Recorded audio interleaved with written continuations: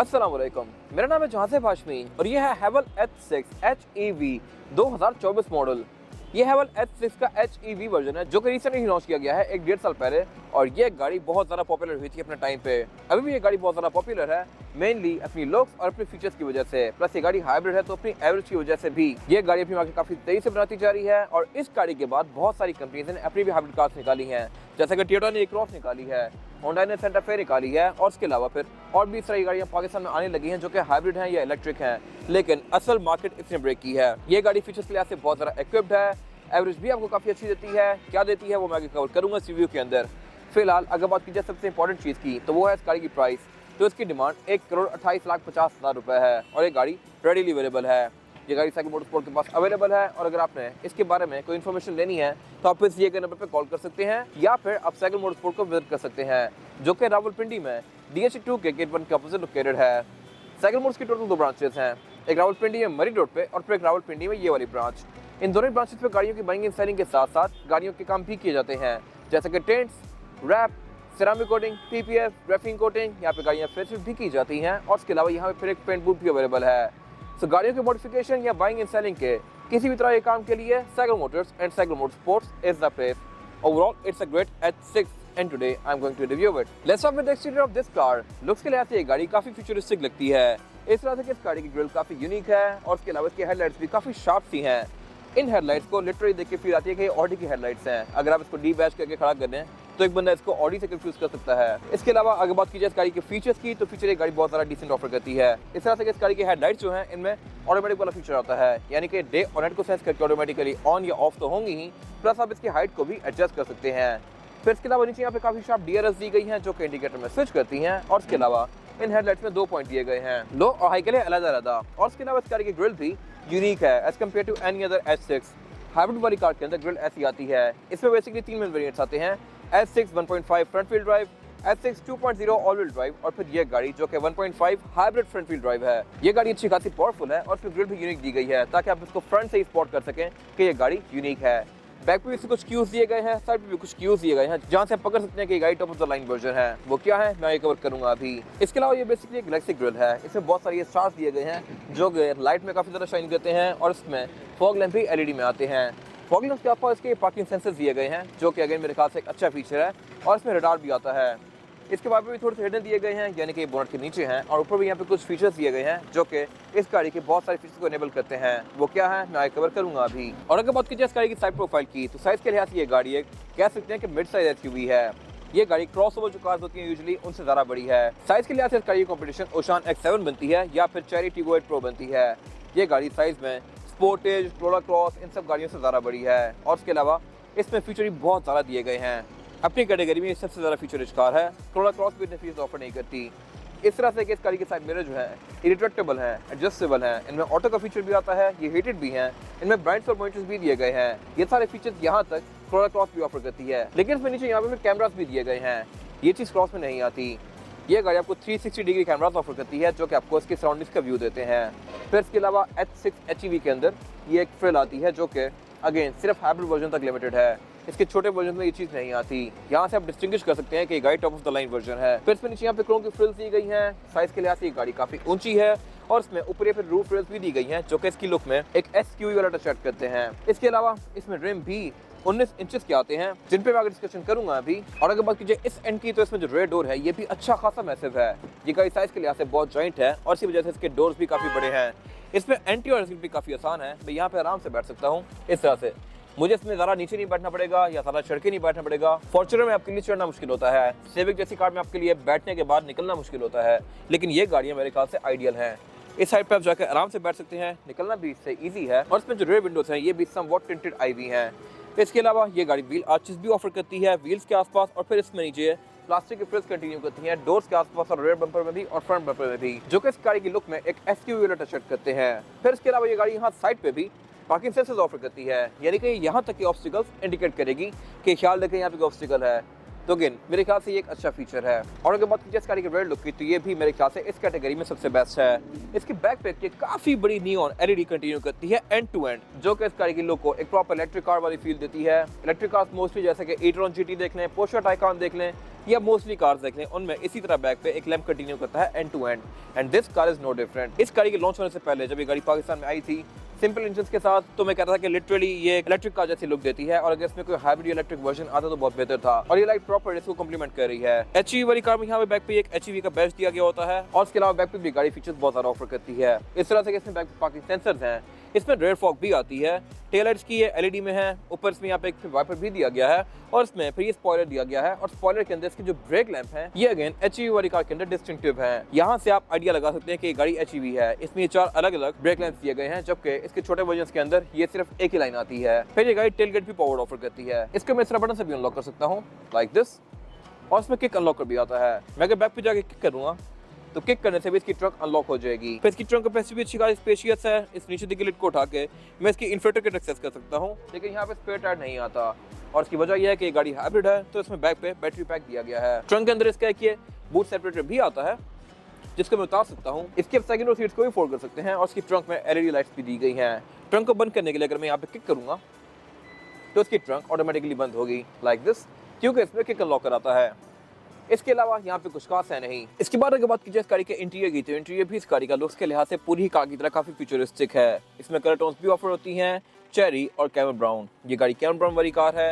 ये दोनों ही गाड़ियाँ विद ब्लैक होती हैं, रेड ऑन ब्लैक या फिर कैमल ब्राउन ऑन ब्लैक। ये इंटीरियर मेरे ख्याल से सबसे बेस्ट है, क्योंकि इसकी फील थोड़ी सी ब्राइट आती है, और इसके अलावा ये क्योंकि ब्लैक के कॉम्बिनेशन के साथ है तो ये काफी अच्छा कंट्रास्ट करता है।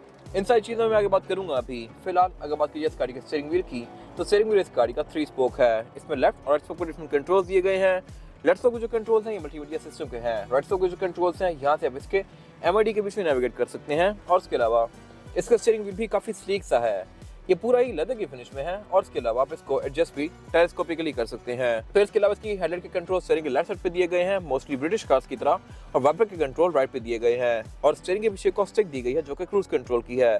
क्रूज कंट्रोल ये गाड़ी एडाप्टिव ऑफर करती है, जो कि अगेन मेरे ख्याल से एक अच्छी चीज है। फिर इसके अलावा अगर बात की जाए इसके मीटर की, तो मीटर इसका काफी छोटा सा है, लेकिन विजिबिलिटी इसकी पूरी है। ऐसा ही मीटर रिसेंटली प्रियस ने भी ऑफर कर दिया है 2023-24 में, लेकिन उसका मीटर काफी ज्यादा अजीब सा है, क्योंकि वो स्टीयरिंग के पीछे छुपा हुआ है। आप उसको जिस एंगल से भी देख लें, स्टीयरिंग आपके और मीटर के हमेशा बीच में आएगा, बट इस कार में ऐसा नहीं है। इसके स्टीयरिंग का रिंग काफी बड़ा है, और उसके बीच में आप इसके मीटर को देखेंगे, इसका मीटर प्रॉपर स्क्वायर है, और आपको बहुत सारी डिफरेंट चीजें शो करवाता है, जैसा कि ट्रिप्स, एवरेज किलोमीटर पर litre, outside temperature, tyre pressure monitor, इसमें TPM भी आता है। फिर यहाँ पे कंपास वगैरह भी शो करवाती है ये गाड़ी, और इसके अलावा इसकी आप थीम्स को भी चेंज कर सकते हैं। ये अगेन मेरे ख्याल से बहुत अच्छा फीचर है। और इस गाड़ी का मीटर भी सेंटर स्क्रीन की तरह फ्लोटिंग शेप में है, यानी कि डैशबोर्ड से अलग से ऊपर निकला हुआ है।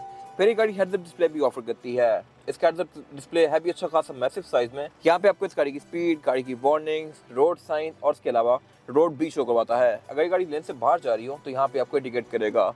इसके अलावा इसके डैशबोर्ड की फील भी काफी प्रीमियम है, और ये सारा ही सॉफ्ट टच पैडिंग की फिनिश में है। इसके अलावा डैशबोर्ड के सेंटर में इसके काफी बड़ी सारी स्क्रीन दी गई है, और ये स्क्रीन भी मीटर की तरह की ही है, स्क्वायर सी है।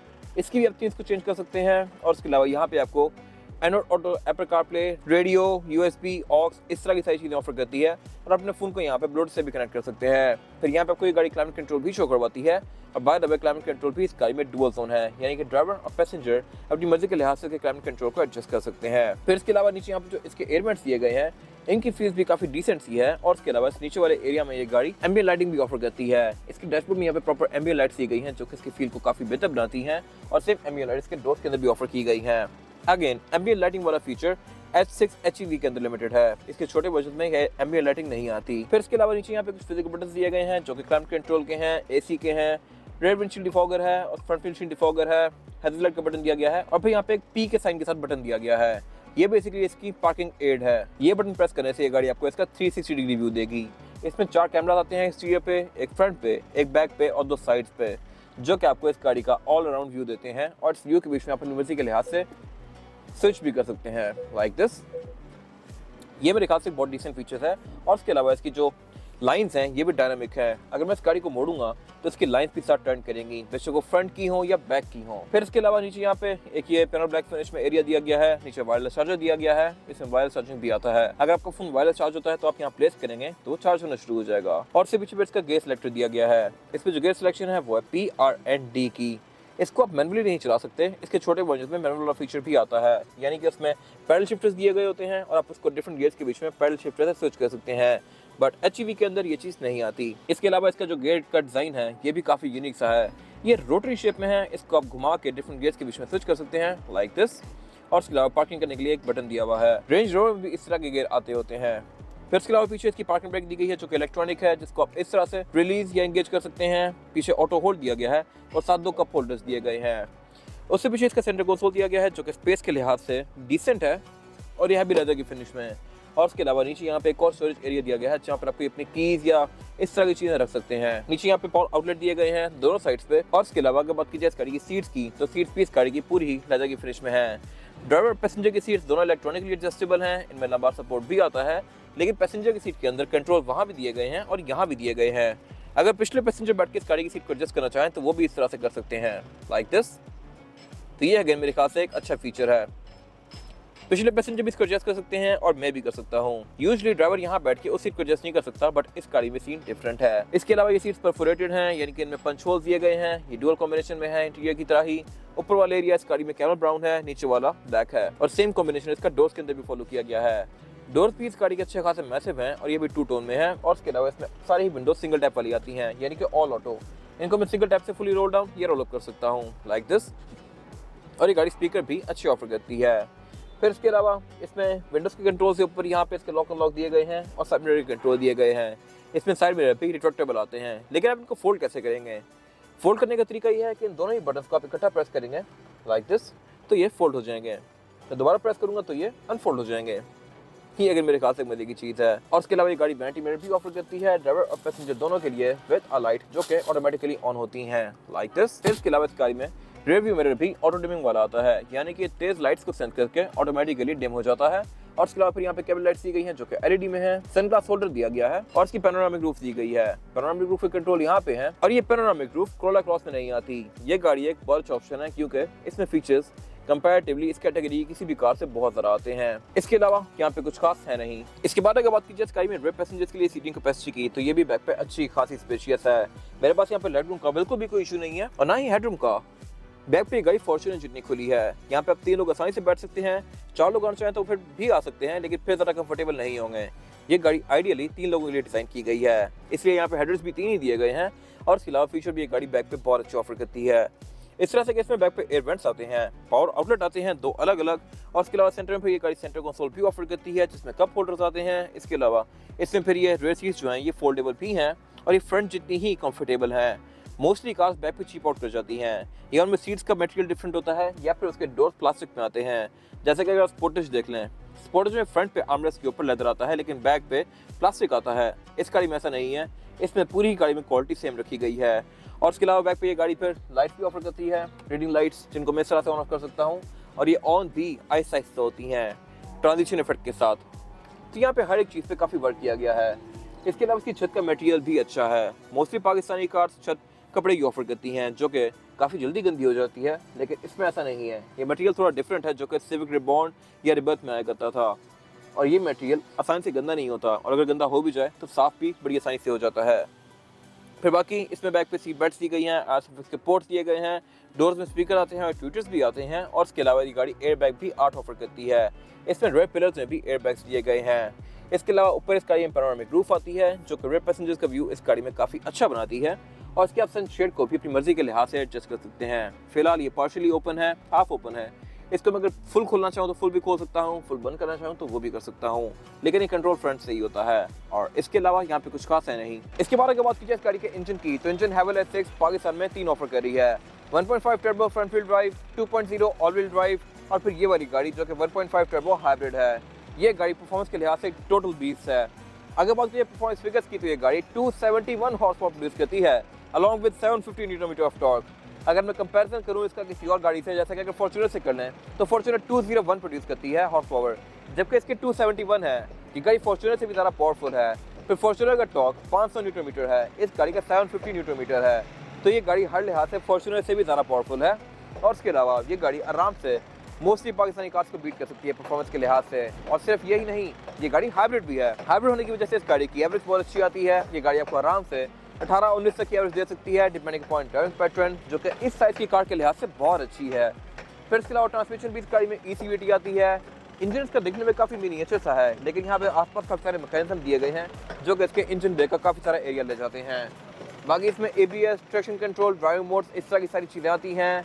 हैवल की सपोर्ट भी पाकिस्तान में स्ट्रॉन्ग है और इसके अलावा इसके बोनट के अंदर इंसुलेशन भी दी गई है और बोनट इस गाड़ी का स्टैंड से ओपन होता है। इसके अलावा यहाँ पे कुछ खास है नहीं। इसके बाद अगर बात की जाए इस गाड़ी के टायर साइज़ की, और टायर साइज़ जो ऑफर करती है ये गाड़ी वो है 225, 55 और 19। इस गाड़ी में 19 इंचेस का रिम दिया गया है जो कि S6 में सबसे बड़ा है और ये रिम भी यूनिक है इस गाड़ी के साथ। इसके छोटे वर्जन में रिम डिफरेंट आते हैं। 1.5 वाली कार में रिम छोटा भी आता है और डिफरेंट भी है। ये रिम सबसे बेस्ट है मेरे ख्याल से। ये ऑल ब्लैक है, सेंटर में हैवल की बैजिंग दी गई है और हैवल अपना बैच रिवाइज किया है, ये भी नया बैच है।